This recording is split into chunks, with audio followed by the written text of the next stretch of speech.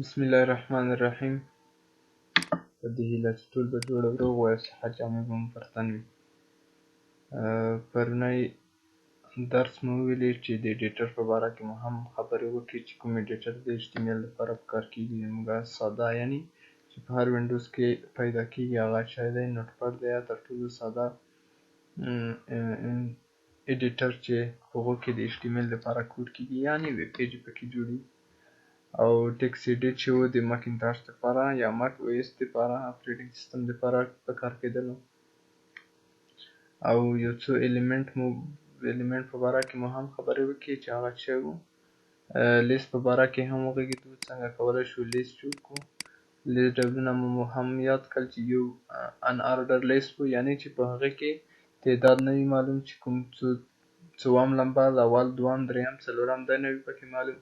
او بل آرډر لیست و چې په هغه د یو ایل یا ان آرډر لیست یا او ایل چې دی دا فقط د لیست ډول یا ټایپ معلوموي، او نور خپله لیست په کې لیکل کېږي. ال آی ټک په داخل کې لیکل کېږي. نور لیست کوم شیان چې لیست کېږي هغه په ال آی ټک کې، او دغه او ایل او یو ایل چې دی دا یې فقط د لیست ډول ښیي چې په کوم ډول لیست راشي، لمبر دی ولري او که کوم بولټ مولټ دی ولري. تر دې پورې انشاءالله کوم مشکل به نه وي.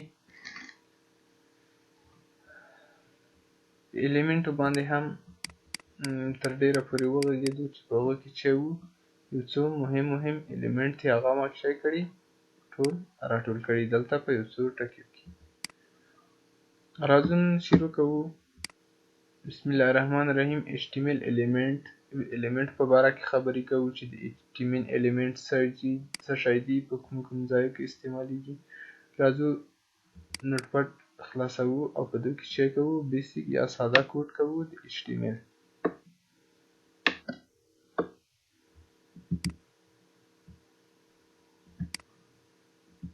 د HTML ساده کوډ لیکو. لومړی HTML بیرته بند کړو، دې څخه وروسته راځو باډي، دې څخه وروسته راځو باډي چې کوو،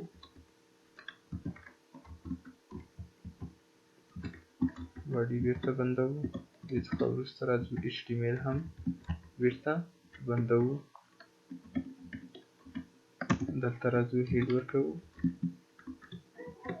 هیډ څه کوو بیرته بندوو، هیډ څخه وروسته راځو موږ چې ورکوو یو دانه ټایټل ورکوو. هیډ ته یو ټایټل ورکوو. ټایټل د ورکولو لپاره لیکو چې ټایټل یعنی زموږ د ډاکومنټ د شو ټایټل ولري. ټایټل ته دې ځای صفحې ته یو نوم ورکوو چې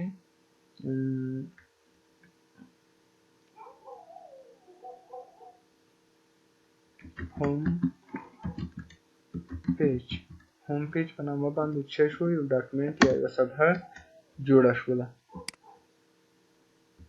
دا جوړه شوه دا څه کوو لومړی به سیو کوو، یعنی سټور به کوو، ذخیره به کوو. زه په ډیسکټاپ باندې ذخیره کوم د index.html په نامه سیو کوم. د دې څخه وروسته راځو څه شو زموږ فایل جوړ شو. دا هم تر دې پورې ولیکو. د څخه راځو چې اوس کوم موضوعګانې یم راټولې کړي هغه به زر ووایو. لومړی چې د HTML element is not case sensitive، یعنی کوم ټګونه یا کوم element چې د ټګونو په داخل کې یا انګل براکټو په داخل کې چې لیکل کېږي هغه څه دي، یعنی not case sensitive دي.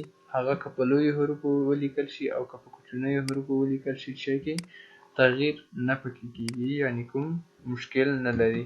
اوس که راشو موږ هیډینګ 1 ولیکو او ورته ولیکو چې لږ فاصله به پکې ورکړو. هیډینګ 1 په داخل کې ورته لیکو چې this is my first heading. هیډینګ چې کوو بیرته بندوو. که چیرې داسې ولیکل شي او راشي دا چای شي او یا په لویو حروفو ولیکل شي دلته اچ شی شو په وړو حروفو شو. که چیرې دا په لویو حروفو هم ولیکل شي کوم تغییر په دې کې نه راځي، یعنی کوم ایرر چې به نه ورکوي. this is my second heading. په وړو او که په غټو حروفو ولیکل شي کوم تغییر به نه پکې راځي. راځو دا سیو کوو او راځو انډیکس چې کوو index.html په نامه باندې چې کوم فایل جوړ کړی و هغه به اوس په براوزر کې خلاصوو. په دې به ډبل کلیک وکړو.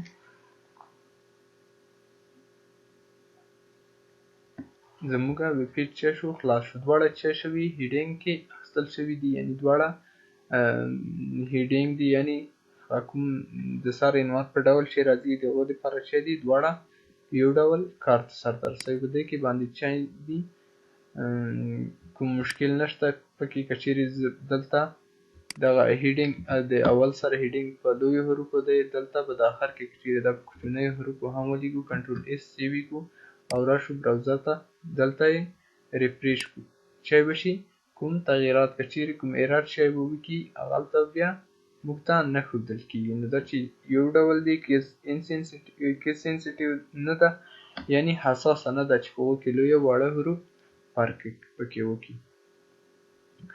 اسانه موضوع د دې څخه وروسته راځو بله چې دا HTML اټریبیوټ دی. اټریبیوټ موږ ویلي وو چې اټریبیوټ څه کوي؟ د الیمنټو په باره کې اضافي معلومات ورکوي. چې ورکوي د HTML د الیمنټو یا د ټګونو په باره کې چې کوي اضافي معلومات ورکوي. اوس د H1 دپاره چې کوو موږ یو سټایل اټریبیوټ ویلی وو چې دا خپله د چو مربوط کیږي؟ د CSS مربوط کیږي. دلته موږ چې ورکوو دلته د HTML د اټریبیوټ په ډول باندې هم راتللی شي. دلته اوس ورکوو چې فونټ سایز یا رنګ یې غواړو ورته تغییر کړو د دې لیکنې ورته لیکو چې کالر. دلته به چې کوئ دوته بیا په CSS کې هغه پراپرټي ویل کیږي او دا کومه ویلیو مقدار چې خلي دوته ویلیو ویل کیږي. فونټ کالر زه ورته ګرین بلو اخلم، آخر کې سیمی کالن او ډبل کوټیشن بند. دا به چې شي تر دې پورې ولیکل شو چې دغه ځای ته سټایل ته چې ویل کیږي، سټایل ته پراپرټي ویل کیږي، وی اټریبیوټ ورته ویل کیږي او دغه کوم د کوټیشن په داخل کې کوم مقدار یا کوم اندازه چې وخت ته دوته چې ویل کیږي دې ته ویلیو ویل کیږي او دې ته چې ویل کیږي اټریبیوټ یا د اټریبیوټ نوم ورته ویل کیږي او دې ته ویلیو یا مقدار ورته ویل کیږي. راځو دا سیو کوو. لومړی کنټرول اس سیو کوو او راځو په براوزر کې ریفریش کوو. چې شو زموږ لومړی هیډینګ چې شو هغه هیډینګ لومړی چې اخیسته وو ته چې کوم سټایل ورکړو یا کوم دغه رنګ هم چې غوښتو هغه ورته تغییر کړو. هغه هم چې شو د سټایل اټریبیوټ په واسطه هم وکولی شول چې د هغې لیکنې رنګ یې چې کړو تغییر کړو. موږ هم مختلفې ډېرې پراپرټۍ دي یا مختلف اټریبیوټ د هغو په واسطه کولی شو چې ډېر کارونه پکې ترسره کړو. راځو دلته specified in star tag یعنی دغه کوم اټریبیوټ چې چې لیکل کیږي یا لکه سټایل دی مثلا SRC د ایمیج دپاره چې دی او د انکر ټیګ یا د لینک دپاره چې کله href ورسره لیکلو دا به چیرته لیکل کیږي؟ ټول به په سټار ټاګ کې لیکل کیږي. یعنی ټول به چیرته لیکل کیږي؟ په سټار ټاګ کې لیکل کیږي. دا موږ په end ټاګ کې نشو لیکلی. دا به چیرته لیکل کیږي؟ د اټریبیوټ ټول په سټار ټاګ کې سپیسیفاید یا ورته مشخصیږي. موږ نشو کولی چې په end ټاګ کې اټریبیوټ ورته مشخص کړو. دا یې بله خبر و د الیمنټ یا د اټریبیوټ په باره کې come with pair value and name and value یعنی د دې څو سره راځي دا جوړایي راځي. دا اکثره وخت چې دی د ډېر اټریبیوټ چې دي دا دواړه جوړه راځي. یعنی د اټریبیوټ هم نوم لري او هم یو مقدار د ځان سره اخلي یا یو مقدار د ځان سره لري یو مقدار اخلي. دې په خاطر باندې چې کی دوته جوړه ویل کیږي چې هم نوم ورسره دی هم مقدار. لکه دلته سټایل کې موږ چې راغلل سټایل د اټریبیوټ نوم شو او د کالر بلو چې شو د ویلیو یا مقدار شو چې دو کالر ته بیا دغه خپله د سټایل د CSS پراپرټي ده ټاګ یې هم دی د سټایل د سی اس اس او کالر چې دی پراپرټي ده او بلو دغه کوم رنګ چې دی دغه چې دی دی ویلیو یا مقدار دی تر دې ځایه پورې پې پوه شو اسانه موضوعګانې دي او د دې څخه وروسته راغلي کوم اټریبیوټ چې راوستلي دي یعنې هغه عادي اټریبیوټ موږ یو څو دانې راوستلي هغه دلته چې دي ښودلي یو ایچ ریپ دی یو اس آر سی دی یو ویت دی یو هایټ دی یو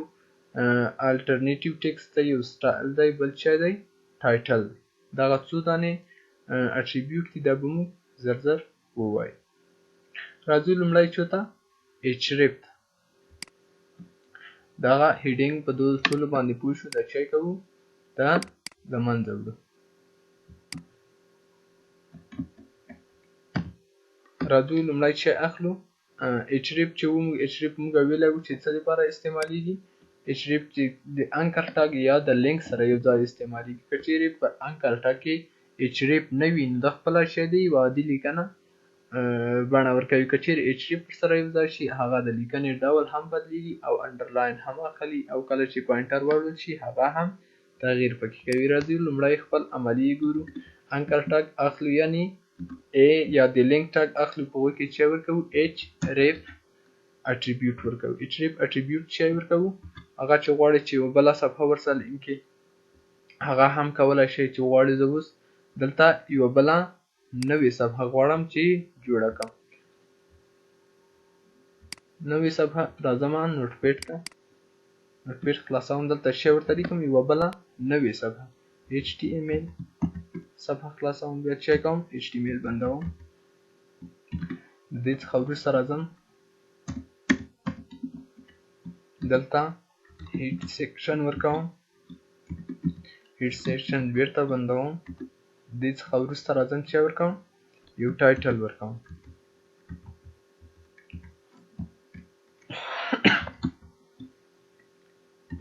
ټایټل ورکوو ټایټل بیرته چې کوو بندوو یې ټایټل مو چې بند کړو دلته چې ورکوو یو بل نوم ورکوو چې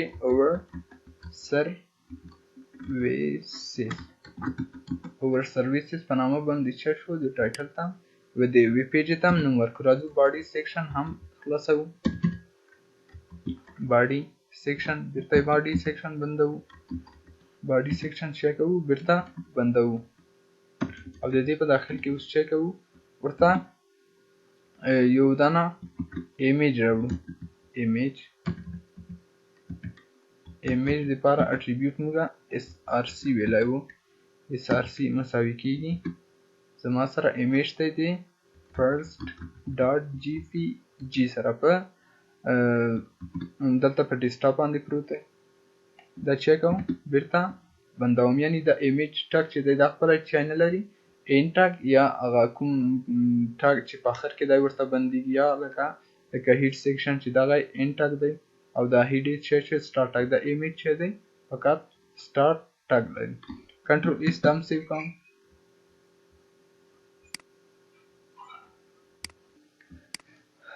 راځو دا سیو کوو دا د ایمیج ډاټ ایچ ټي ام ایل په نامه باندې چې کوم سیو کوم په ډیسکټاپ باندې دا هم چې شو سیو شو دا چې کوم مکمل بندوم د ایمیج په نامه باندې چې شو زموږ فایل جوړ شو راځو دلته انکر ټاګ ته راغلو انکر ټاګ ایچ ریپ اټریبیوټ په باره کې وښودو موږ ویلي وو چې اټریبیوټ اکثره چې جوړوي راځي دغه ایچ ریپ نوم راځي او د خواته یې ویلیو راځي ویلیو کې موږ څه ورکوو خپله همغه د بلې صفحې ادرس ورکوو غواړو چې هغه خلاصه image dot html په نامه دا بیرته بندوو انکر ټاګ چې کوو بیرته بندوو انکر ټاګ دپاره بیا چې غواړئ چې څه لیکنه ولیکئ چې په هغو باندې کلیکولو سره چې شي تاسو بل چیرته بوځي معلومات د دوی په داخل کې ورته لیکم زه go to image کنټرول ایس سیو کوم راځم دلته چې کوم ریفریش کوم کله چې دا مو ریفریش کړل چې شو go to image زموږ لینک تیار جوړ شوی که چیرې په دې باندې وینئ د لینک رنګ یې هم چې شو خپله تغییر شولو انډرلاین یې هم واخیستل او بل چې شو د پوینټر چې کله وروړي دا شی شو دا هم تغییر شول. که چیرې په دو باندې کلیک وکړو، په دو باندې کلیک کولو سره موږ به چیرته بیایي، هغه بله صفحه چې کوم د image.html په نامه به جوړه کړې وه هغې صفحې ته به موږ بیایي. که چیرې به دې کلیک وکړو، موږ چیرته بوتلو، موږ چې شی کولو د یوې صفحې څخه بوتلو مکملې بلې صفحې ته، یعنی په لینک یا په عادي لیکنې کلیک کولو سره موږ چیرته راوستلو، د image.html ویب پیج یا صفحې ته. تر دې ځایه پورې پې پوه شو د href په اټریبیوټ باندې چې کوم کار سرته رسوي.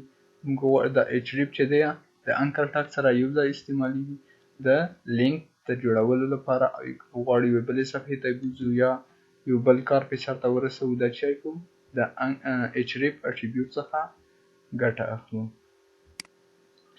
د دې څخه وروسته بل اټریبیوټ چې دی هغه src یا سورس دی. راځو په href باندې پوه شو. د دې څخه وروسته چی دی؟ src دی.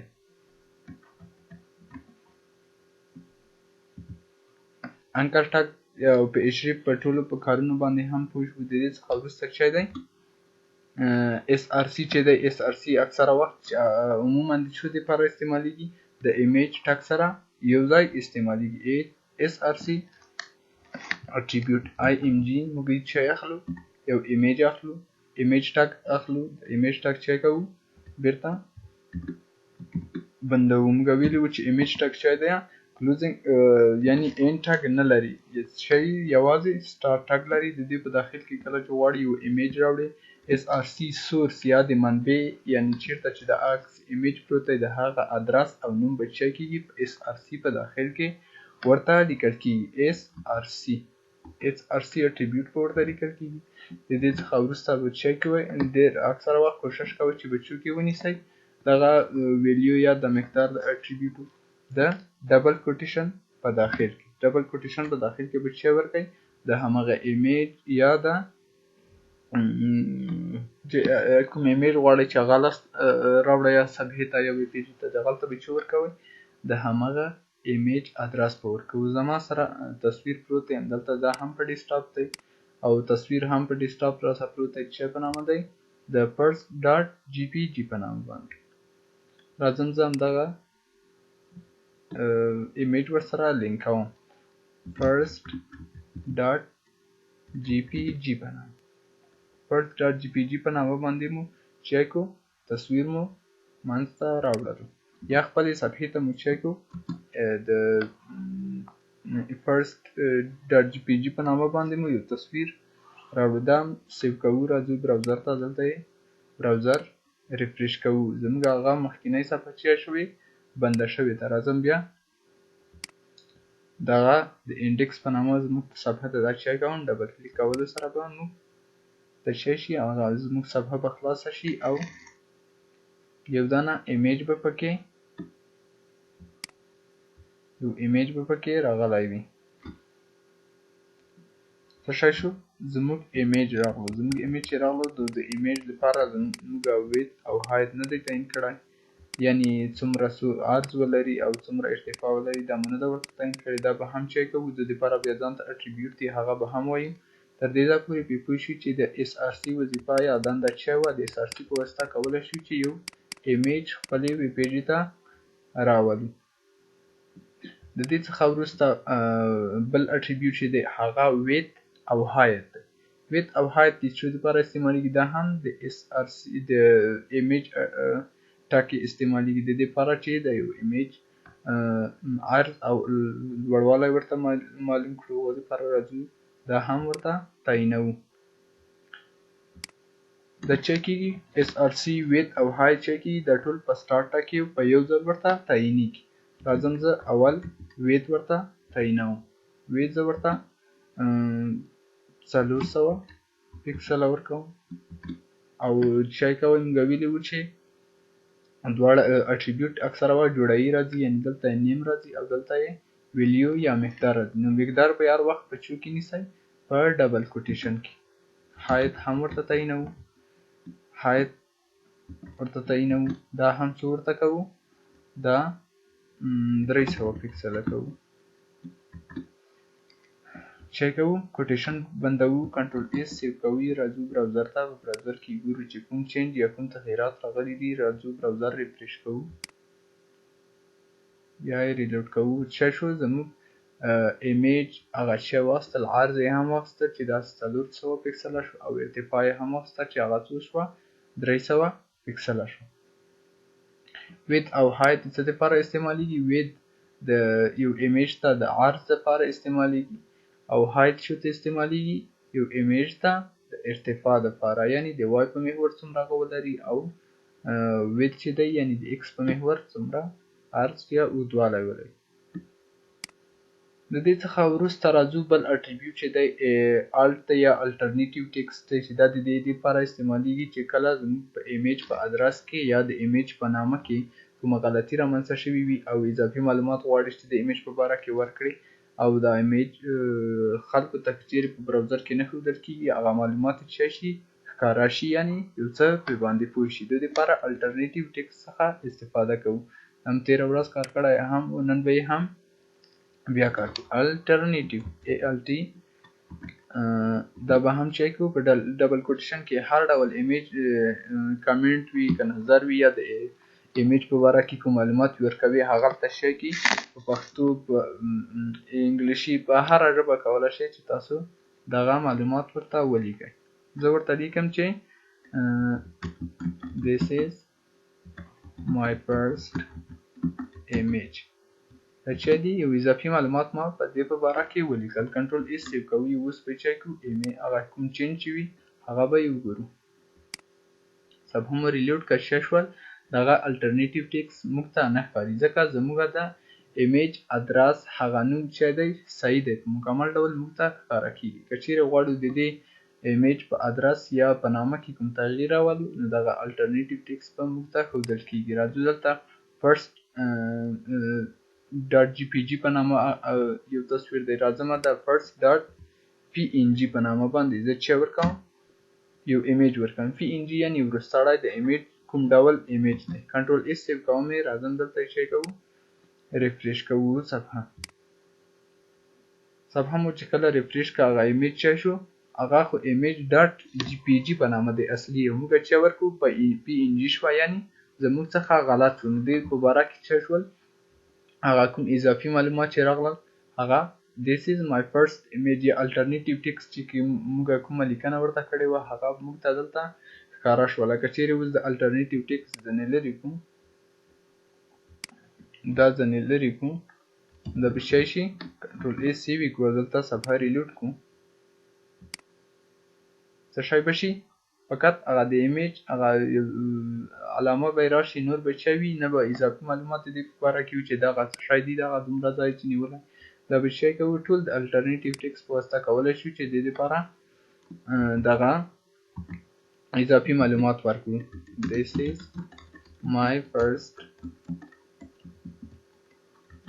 image کنټرول ایس سیو کوي اوس یې راځو دلته یې تغییرات کوو ریلوډ کوي صفحه څه شو زموږ هغه اضافي معلومات دلته راغلل د ایمیج په باره کې راځو دا بیرته ورته هغه کوم هغه یې چې و هغه بیرته ورته سموو یعنی ادرس یې جی او جی کنټرول ایس سیو کوي نو بیا به الټرنیټیو ټیکس چې شي له منځه لاړ شي او زموږ تصویر به ښکاره شي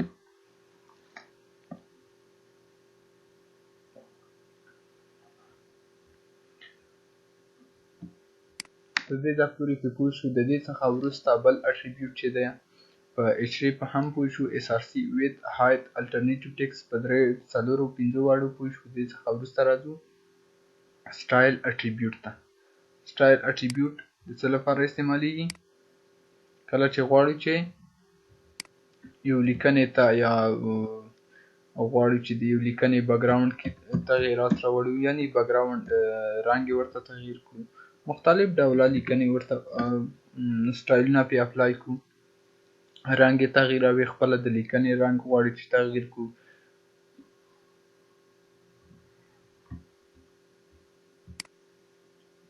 نو سټایل په واسطه کولی شو چې مختلف ډوله سټایلونه لیکنې ته ورکړو یا ایمیج ته ورکړو یا کوم باکس چې جوړوو هغې ته یو مختلف سټایل ورکړو راځم زه یو شی جوړوم یو پاراګراف اخلم پاراګراف ټاب چای کوم بیرته بندوم.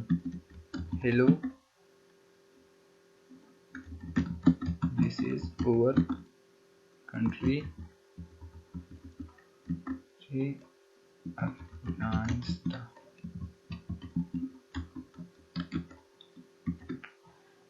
پاراګراف ټاګ بیرته چای کوم بندوم. د دې څخه وروسته راځم دا چای کوم کاپي کوم او نوره لیکنه هم ور اضافه کوم. هغه هر ډول لیکنه تاسو کولی شئ چې په پاراګراف کې ترسره کړئ. ښه شو. تر دې ځایه پورې موږ لیکنه ور اضافه کړه. راځو موږ چای کوو یعنی سټایل اټریبیوټ کوم کارونه ترسره کوي هغه به اوس چای کوو پرې اپلای کوو. سټایل خپله چای دی د CSS مربوط د HTML ټاګ دی خو کوم کارونه چې سرته رسوي هغه د CSS یا د سټایل یا د ډیزاین مربوط کیږي. راځو سټایل اټریبیوټ ته. سټایل اټریبیوټ مساوي کیږي د اټریبیوټو نه وروسته به چای ورته لیکو مساوي او کوټیشن به ډبل کوټیشن ورته لیکو یا سنګل کوټیشن مشکل نه لري. راځو لومړی چای کوو خپله د لیکنې رنګ تغییروو. د لیکنې د رنګ لپاره کالر پراپرټي لرو په CSS کې. د هغو دپاره چای ورکوو چې هر ډول رنګ مو خوښه وو په څو شکلونو ورکولی شئ. راځو زه بلو رنګ ورکوم یعنی آبي رنګ. کنټرول S سیو کوم. راځو دلته یې ګورو. صفحه ریلوډ کوو. هغه کوم پاراګراف چې راغلو راځو لومړی چای کوو د سټایل اټریبیوټ بیخي نه پرې اپلای کوو. که چیرې مقدار یو ویلیو ورنکړو هغه به هیڅ کار سرته نه رسوي. راځو ریلوډ کوو صفحه. زموږ لیکنه چای شوه په عادي شکل باندې لیکل شوې رنګ یې تور دی او صفحه چای ده یا بکګراونډ یې هم چای نه لري کوم شکل نه بارډر لري هغه کوم خطونه چې چا راته راستوي دا هم نه لري. راځو دا سټایل په واسطه کولی شو چې مختلف ډوله سټایلونه پرې اپلای کړو. راځو لومړی چای کوو د لیکنې رنګ تغییروو. د لیکنې د رنګ د تغییرولو لپاره چای کوو د کالر پراپرټي څخه استفاده کوو. هغه هر ډول رنګ مو چې خوښه وو تاسو ورکولی شئ. زه بلو ورکوم. کنټرول S سیو کوم. راځئ دلته صفحه ریلوډ کوم. تاسو ولیدله چې چای و زموږ د لیکنې رنګ مخکې چای و تور و خو اوس کله مو چې سټایل کې کالر پراپرټۍ په واسطه بلو هغه م ورکړلو رنګ ورکړو نو چای شو هغه رنګ یې بلو ته واوښته یا آبي رنګ یې ځان ته غوره کړو. دا یې د سټایل یو کار. کله چې غواړو چې بکګراونډ یې هم ورته چینج کړي بکګراونډ یعنی خپله دغه کوم سټایل چې دی مختلف ډوله پراپرټۍ لري چې هغو په واسطه کولی شو چې مختلف سټایلونه یا ډیزاینونه اپلای کړو. بکګراونډ کلر چې بکګراونډ ته یو کوم رنګ ورکوي هغه دپاره بیا بکګراونډ کالر پراپرټي ده د هغو په واسطه کولی شو چې چی ورکړو بکګراونډ یې تغییر کړو. بکګراونډ د هغو څخه وروسته به هایفن ورکوي بیا به کالر ورته لیکي بیا به ډبل ډاټ د دې څخه وروسته رنګ ورکوم اچین ریډ یا سور رنګ ورکوم بکګراونډ ته یې کنټرول S سیو کوم. دلته چک کوم صفحه ریلوډ کوم. بکګراونډ کوم مشکل پکې رامنځته شوی بکګراونډ چای دی زموږ سپیل یا چای سپیل غلط شوی دی دا به لومړی سموو یعنی په سپیلینګ کې به زیات کوشش کوي چې صحیح لیکنه ورته وکړي. بکګراونډ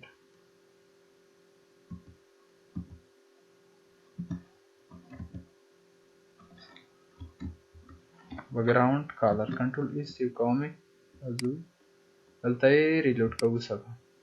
موږ ولیدو چې چای شو زموږ د لیکنې رنګ هم تغییر دی او کوم بکګراونډ و یا شاته کوم رنګ چې دی د مکمل پاراګراف هغه هم چای شو تغییر شو یا سور رنګ یې واخیستلو. تنه دا د لیکنې شاته نه کوم پاراګراف مو چې اخیستی څومره لیکنه مو چې کړې د ټول دپاره چای شو سور رنګ اپلای شو یعنی د بکګراونډ دپاره د شا دپاره مختلف ډوله سټایلونه دي چې د سټایل اټریبیوټ په واسطه هغه اپلای کولی شو. هغه چې دي د ټول د CSS مربوط دي چې کولی شو هغه بیا په CSS کې په مکمل ډول ووایي. د دې څخه وروسته بل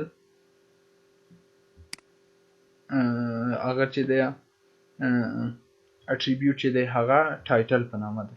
کله چې غواړئ چې لیکنې ته هغه اکثره وخت که چیرې تاسو ګورئ چې د یو شي ته ماوس یا دغه کرسر وړل چې یا پوینټر وړل چې هغه شی کوي یو ډول اضافي معلومات د ځانه ورکوي. اوس ورته ګوره که چیرې موږ دلته فاستون کپچر ته ورشو دلته چې ورکوي دا خپله یو مسیج ورکوي کله چې ماوس لکه دغه لوکیشن اف اس کپسر مکمل ادرس هر شی چې ورکوي دغه اضافي معلومات چې کله ورکوي دغه شی دی دغه غواړو چې ور اضافه کړو یو شي ته د دې لپاره بیا د ټایټل اټریبیوټ څخه استفاده کوو. راځو چې کوو په همدغه پاراګراف ټاګ کې چې کوو اپلای کوو سټایل باندې پوه شو. سټایل اټریبیوټ چې کوم کارونه ترسره کوي. راځو اوس چېرته ټایټل اټریبیوټ ته. ټایټل اټریبیوټ د څه لپاره استعمالېږي؟ کله چې غواړو چې لیکنې ته یو اضافي معلومات د لیکنې په باره کې یا د یو ایمیج په باره کې دا په هر شي کې چې غواړئ چې په هر ټاګ کې چې غواړئ استعمال کړئ استعمالولی شئ یا په هیډینګ کې یا په ایمیج کې یا په انکر ټاګ په ټولو کې استعمالولی شئ. یو اضافي معلومات چې غواړئ ورکړئ this paragraph is about Afghanistan.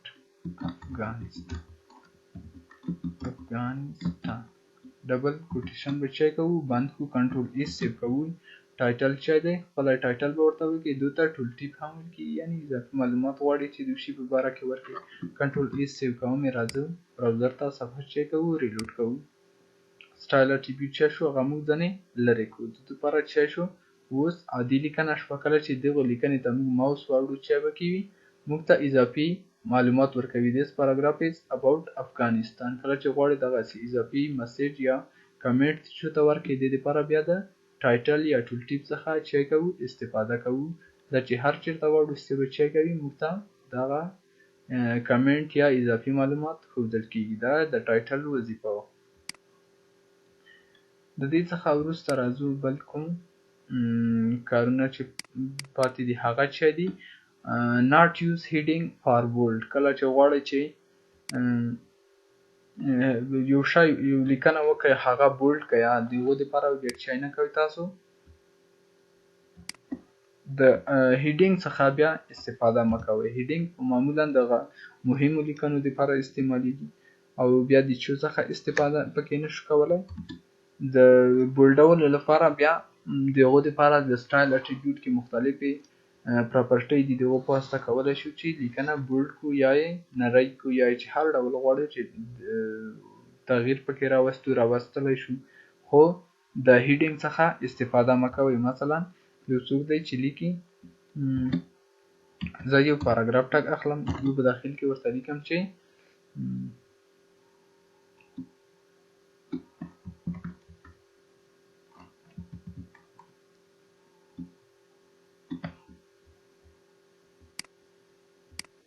مثال زه ورته لیکم چې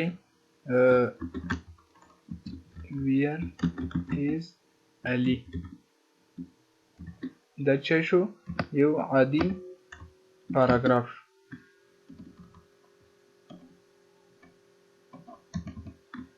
پاراګراف ټاګ بیرته بندوو.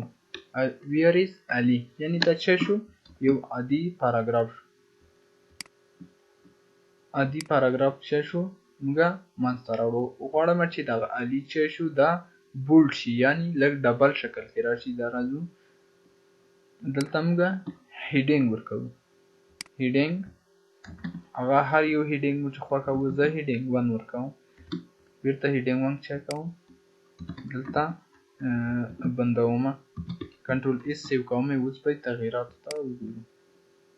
کنټرول ایس سیو کوم چی شو علي یعنی مکمل ځان ته هغه شولو ټاګ شو نه ځان ته یې راوستو او یو څه یې چی شوه لیکنه یې بولډ شوه. د دې لپاره د دې بولډولو لپاره باید د هیډینګ 1 څخه استفاده ونه کړو. د دې لپاره بیا ځان ته ټاګ دی هغه چی دی د بولډ یا د بل د سټایل پراپرټۍ څخه هم چی کولی شو چې استفاده وکړو. راځو دلته شی ورکوو د لیکنې د بولډولو لپاره یو ټک لرو د بولډ په نامه چې تنه چی دی مخفف یا د بی څخه عبارت دی چې دا د بولډ معنا ورکوي کنټرول دا به چی کوو بیرته بی ټک بیرته بند کړو کنټرول ای سیو به کړو راځو براوزر کې ریلوډ کوو یا ریفریش کوو چی شو ویر از علي چی شو یو څه بولډ راغلو ته دغه نورې لیکنې نه د دې لپاره باید د هیډینګ 1 ټک څخه استفاده ونه کړو چې د هیډینګ 1 په استعمالولو سره څومره لوی توپیر پکې رامنځته شو دا عادي پاراګراف په عادي پاراګراف کې او کچېرې د بولډوي بیا د بی ټک څخه یا د سټایل اټریبیوټ څخه هم واسطه هم کولای شو چې د لیکنه بولډ کړو نو یو څو دانې درې نور ټګونه دي چې هغه یو اچ آر دی بل بی آر دی او بل پری ټګ دی یعنی اچ آر او بی آر چې دی اسانه ټګونه دي اچ آر یا هوریزونټل لاین مخفف دی راځو چې ورکوو دلته بل پاراګراف اخلو دغه پاراګراف چې کوم زه کاپی کوم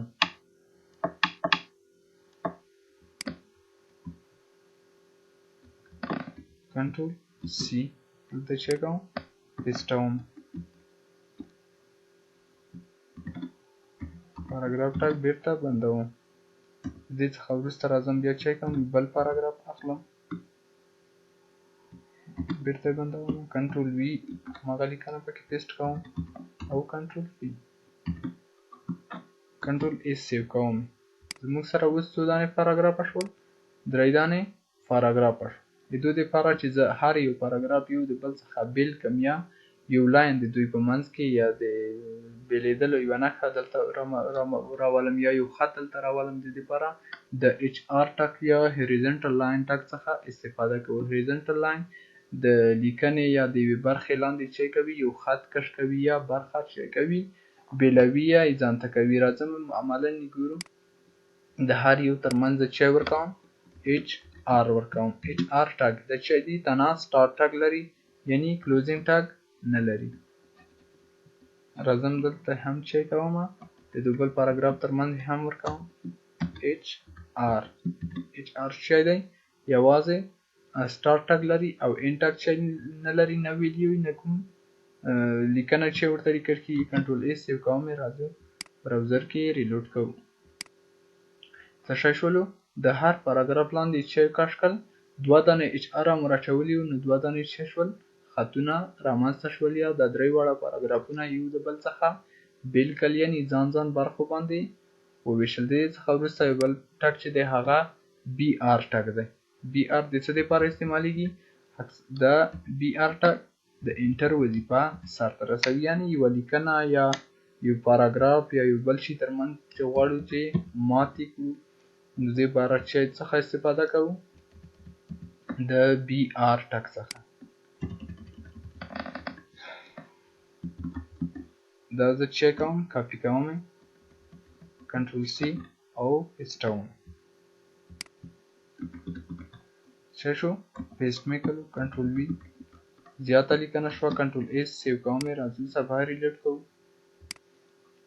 صفحه مو چې ریلوډ کړه شو زموږه د لیکنه ټوله په یوه خط کې راغله غواړم چې دلته دغه دوم ور علي چې راغلی دلته یو ری بیل کړم دوه ورې نور بیا چې راغلی دوه ورې ځان ته بیل کړم راځم بی آر ټک څخه استفاده کوو چې بی آر ټک هم شی دی یوازې سټار ټک لري ان ټک نه لري او کوم هیڅ شی هم د دې په مخ کې یا شا کې نه ورته لیکل کېږي دا فقط د انټر وظیفه سرته رسوي یا یو لاین یا یوه برخه چې کوي ماتوي او ښکته یې بیایي موږ ویلی وو چې غواړو چې دوه ورې ویریز علي دلته شی شي رامنځته شي دلته موږ چې ورکوو بی آر یا بریک ټاګ ورکوو بی آر د څه مخفف دی د بریک یعنی دلته بندوي د لاندې کشوي کنټرول ایس سیو کوم دوه ورې علي به دلته یو ورې او دوه ورې علي به دلته راشي دغه نور کومه لیکنه چې دا دغه به څه شي د لاندې ماته شي کنټرول ایس سیو چې کو ریفریش چې کو دلته څه شو دوه ورې علي دلته راغله نور بریک کو یعنی د لاندې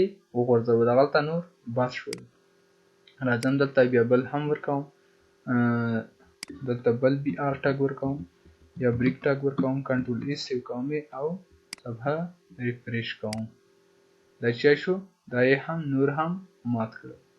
د دې ځای پورې په هوریزنټل لاین او په بریک باندې هم پوه شو. او بل کوم ټاګ دی پی آر ای یا پری ټاګ دی. پری ټاګ هم نن وایو که څه هم دی ویډیو سایز چیک کیږي. پری ټاګ هم چیک کوو نن وایو. کله چې غواړو چې لیکنه زموږ په خوښه باندې راشي بی آر ټاګ زموږ زه ځنې لرې کوم. بی آر ټاګ چیک کوم له منځه وړم. کله چې غواړو چې دغه د لغاتونو ترمنځ غواړم چې دمره فاصله ورکړم د هر لغت ترمنځ، خو دا ایچ ټي ایم ایل چې کوي دا نه اخلي. ایچ ټي ایم ایل چې ورکوي هماغه یو سپیس فاصله ده یا یو ټپ اندازه فاصله چې د هماغه ورکوي، د لغاتونو ترمنځ نوره اضافه فاصله نه ورکوي. راځو دا ریفریش کوو چې کوم تغیرات پکې رامنځته شوي که نه، بلکې هغه کومه فاصله چې موږ زیاته ورکړې وه هغه یې وانخسته. که چیرې غواړو چې موږ څه رقم لیکنه هلته کړې کومه فاصله مو چې ورکړې دغو لغاتونو ترمنځ یا د دغو حروفو ترمنځ چې کومه فاصله غواړو ورمنځته کړو هغه په څه ډول مو چې لیکلي وي دلته هم په براوزر کې په همغه ډول باندې وښودل شي. بیا د فری ټاګ یا د فری ټاګ څخه چې کوو استفاده کوو. راځو دا په چو کې لیکو پاراګراف ته یې په فری ټاګ یې بدلوو پی آر ای یا فری ټاګ. اوس راځو دلته فاصله مو ورکړه، دلته ای یو څه لرې ځنې لیکو، دلته د علي ترمنځ د ای ترمنځ فاصله ورکوو. راځو وینې بریک مو هم نه دی ورکړی، راځو دا چې کوو د لاندې ماتوو. دلته بیا راځو ایز ترمنځ دلته ماتوو فاصله ورکوو، کنټرول ایز سیو کوو. راځو په براوزر کې عملا ګورو صفحه چې ریلوډ کړه شوه زموږ دا وی آر ایز د ځان ته پاتې شو، هغه نور مو ښکارته چې انټر په واسطه باندې بیل هغه ځان ته پاتې شو، فاصلې یې هم واخیستلې. دا چې شو دلته مو چې کومه فاصله ورکړې وه هغه یې هم واخیستله. دا د فری ټاګ وظیفه ده، یعنې په څه ډول مو چې په ایډیټر کې کوم کوډ ورته کړی په همغه ډول به شاید شی کېږي، په براوزر کې هم په همغه ډول ښودل کېږي. تر دې ځایه پورې په هر څه باندې پوه شو. څو موضوعګانې ویو ایچ ټي ایم ایل الیمنټ باندې پوه شو چې هغه کیس سینسیټیو نه دي، یعنې واړه او غټ پکې فرق نه کوي. اټریبیوټ په باره کې پوه شو چې اضافي معلومات هغه په ورکوي او په سټار ټاګ کې لیکل کېږي او جوړایي راځي، یعنې نیم او ویلیو دواړه. shape src with height alternative text style ټایټل په ټولو باندې پوه شو. او بل څه شی و ایچ آر ټاګ و، یعنې هوریزنټل لاین یو لاین د خط د الیمنټو ترمنځ ورکولو. او بی آر ټاګ چې و د انټر وظیفه یې سرته رسوه. بریک کوو یعنې د لاندې نور شی ښکته بول. او فری ټاګ چې و څه ډول مو چې لیکنه کړې وي په همغه ډول به په براوزر کې موږ ته ښودل کېږي.